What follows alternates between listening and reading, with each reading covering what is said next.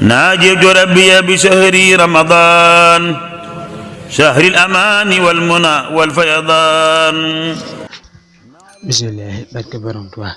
bismillahi rahmaani rahiim. allahumma salli ala sayyidina muhammadin nabiyil ummi wa ala alihi wa sahbihi wa sallama taslima.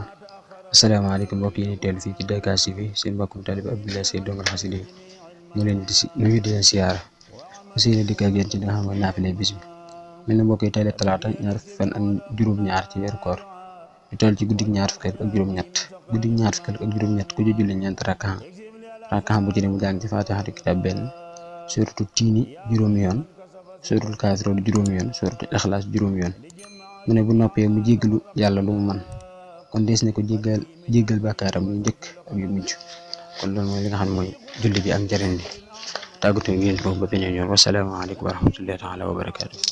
ناجيت ربي بشهر رمضان شهر الأمان والمنى والفيضان.